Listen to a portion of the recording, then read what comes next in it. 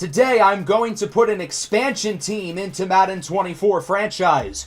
We will go through an expansion draft and select our roster as we get ready for the start of our first season.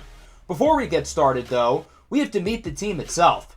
Where will we be playing, and what will our team name be? There are many great cities across the globe who I'm sure would love to add an NFL team. However, after going through all of the options, there was one clear suitor who stood above the rest. After losing their team 7 years ago, the city of St. Louis has been hungry for professional football. The NFL realized their wrongdoing and has decided to put the newest expansion team in St. Louis, one of the greatest sports cities in the entire world. Now that we have selected a location, the next order of business will be choosing a team name. We need to pick one that truly represents the future of football in St. Louis. Of the available options, I think there's one really good choice that the city and fan base of St. Louis will truly be able to rally around. I would like to welcome everybody to the St. Louis Dragons franchise here on Madden 24. The dragon represents power, wisdom, and strength while being used as a symbol of hope and renewal. I think that's a perfect description of football here in St. Louis. There's a newfound hope and a renewal of professional football here, and I think the dragon is the perfect mascot. If you want to support the Dragons on a more personal way, there's a great opportunity for you to do it. If you would like to rock your Dragons pride, I have set up a merch store for you to buy t-shirts, hoodies, winter hats, mugs, etc. with the St. Louis Dragons branding on it.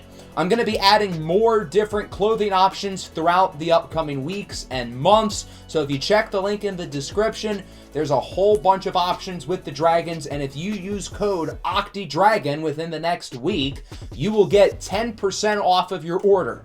I'm looking to get all of these items available on the YouTube store tab as well, but until then, click the link in the description if you would like to support the Dragons. Now that we have picked a city and team name, the final order of business is to pick a stadium. When the Rams were here in St. Louis, they used to play in a dome. However, we will be making our own stadium. Our new ownership group has put in a $1.35 billion investment on a new state-of-the-art football stadium, the Dragon's Den. You're probably wondering how a new expansion team was able to fill up the entire stadium right away. It's probably because all of the fans used SeatGeek, today's video sponsor. With football season back in full swing, I'm sure many of you guys, myself included, are going to be looking to get out to some NFL and college games this year, and SeatGeek is the best way to do it. SeatGeek takes the confusion out of buying tickets. You'll notice that all of the available seats are coded on a scale of 1 to 10, with a higher number generally being a better deal, and those are colored in green. You'll also get a look at your view of your seats before you buy your ticket. The best part of all is you'll be able to save some money by using my code Octagonal Gaming, spelled as it is on screen, for $20 off your first order. Thanks again to SeatGeek for sponsoring today's video. Now that we have decided our location, team name, and stadium, it's time to build the actual team itself. Before we can field a roster, though, we need a head coach to lead our team into the future. Rather than going with a guy who has a lot of experience, we're going to go with a new coach on the market, Scotty Pickens, who many of you may know from our Tennessee Titans franchise last year.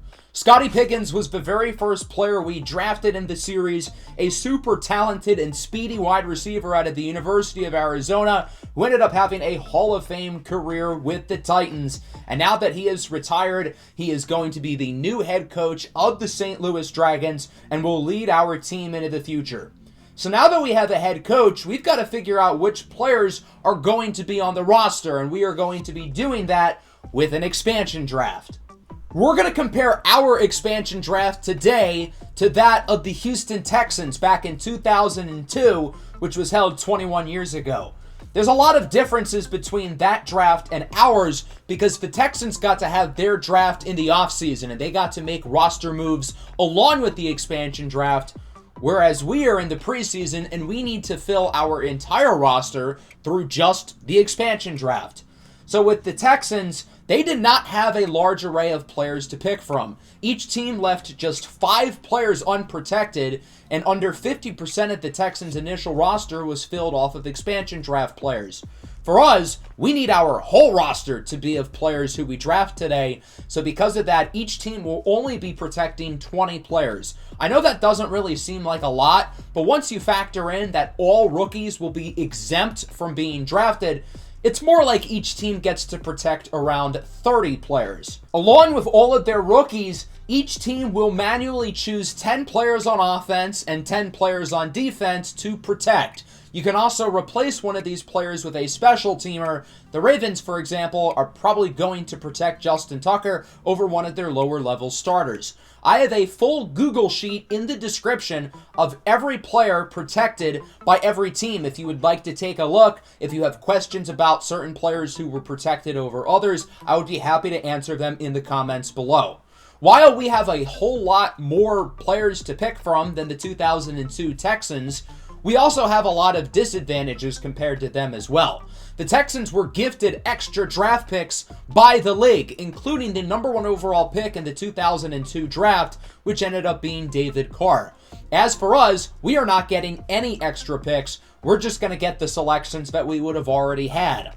Since the Texans got to start in the offseason, they were able to build their initial roster through the expansion draft, along with an offseason as well. We don't get that luxury.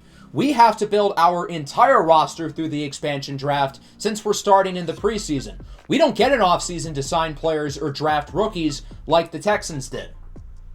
Now that we know the rules for the expansion draft, we've got to build a strategy and come into it with a clear plan.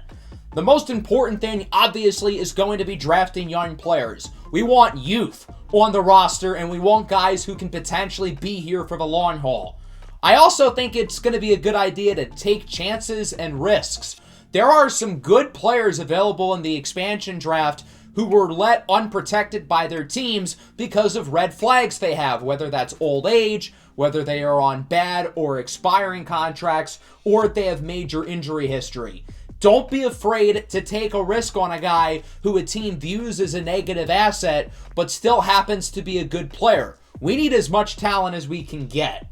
We're also going to need good leaders and good veterans as well. We need high character players on the roster to be able to help set a culture and a foundation for the future of the St. Louis Dragons. So with that, let's meet the inaugural St. Louis Dragons roster. Obviously, the most important player on the roster is going to be the starting quarterback. The inaugural starting QB for the Dragons will be everybody's favorite, MILF-lovin', Mom Banyan, son of a gun. It's Mormon Mahomes, Zach Wilson.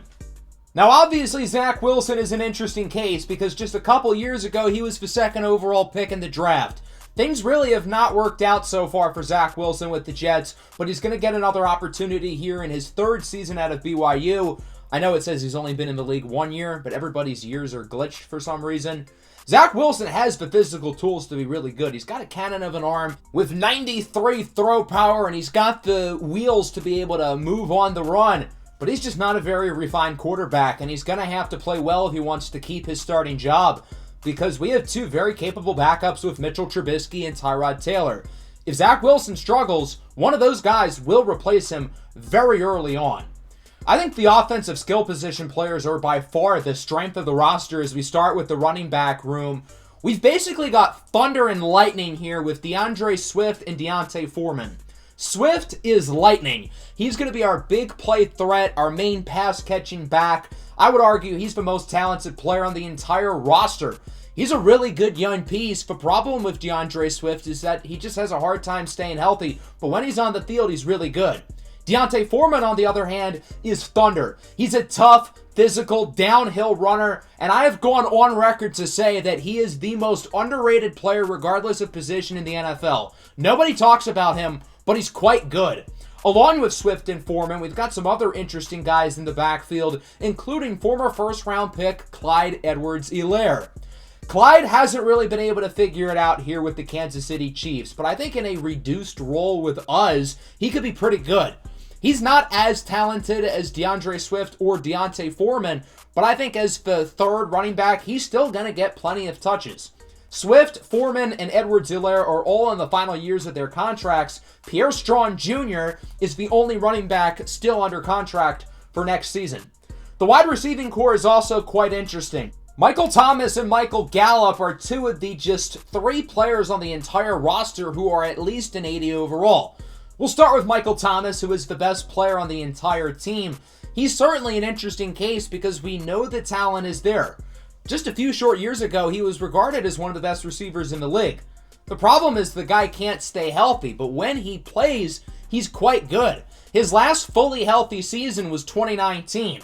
He won the Offensive Player of the Year that season and broke the receptions record, albeit he had a Hall of Fame QB back then, and now he has the Hall of Fame Riz God throwing him the ball.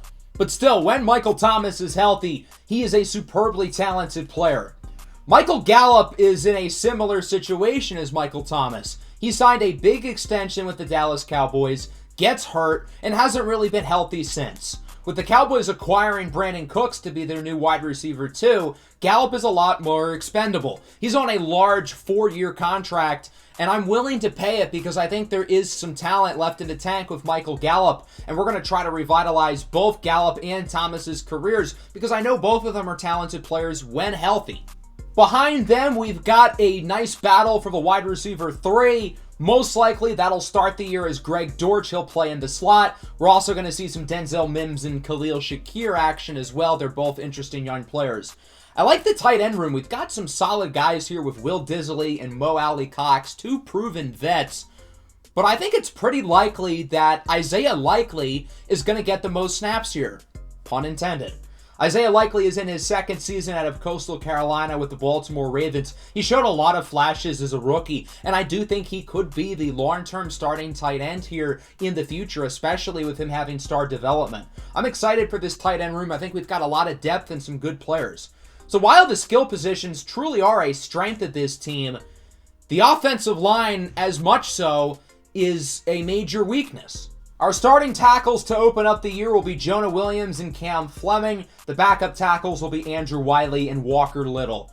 I think Jonah Williams is probably the most likely player on the offensive line to become a long-term starter.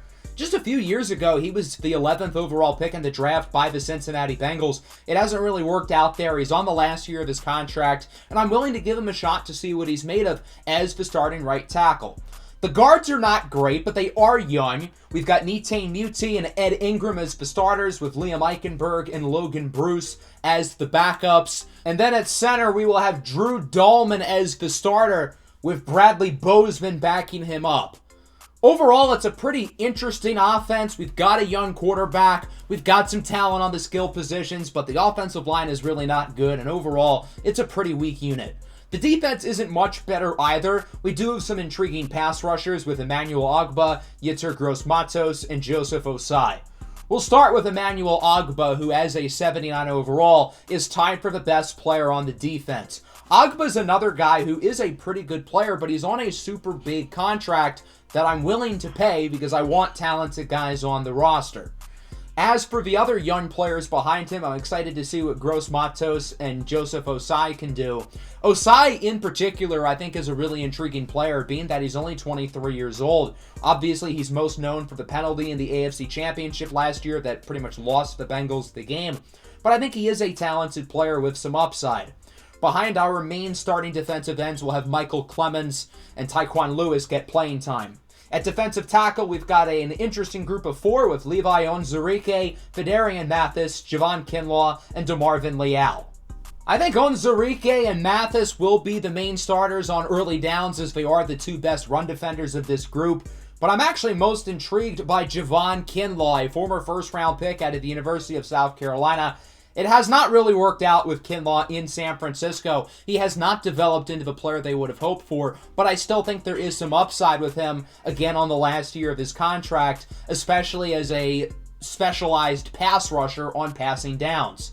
Let's look at the linebackers. Christian Kirksey and Jelani Tavai will be the starters as our outside linebackers in our 4-3 scheme, with O'Shane Zimenez and Damone Clark being the backups. Clark has star development. He could be an interesting player down the line. And then inside, we've got the other 79 overall player on the defense with Devin White. I think instantly you're probably thinking, why would the Buccaneers leave him unprotected? He's 25 years old. He's a super talented player. He was a top 5 pick just a few years ago. But Devin White really has not been the same since the Buccaneers won the Super Bowl. He has not been as good with their defense. But despite that, he wants to be the highest paid off-ball linebacker in the NFL. And the Bucs just aren't willing to do that. We're going to take a shot on his talent, though, because we know he's a good player and he's also a leader. One of the captains on our defense, with Anthony Walker and Leo Chanel backing him up. Last but not least, we'll wrap things up with the secondary. Our highest rated corner is Rock Ya-Sin. He will mostly operate in the slot.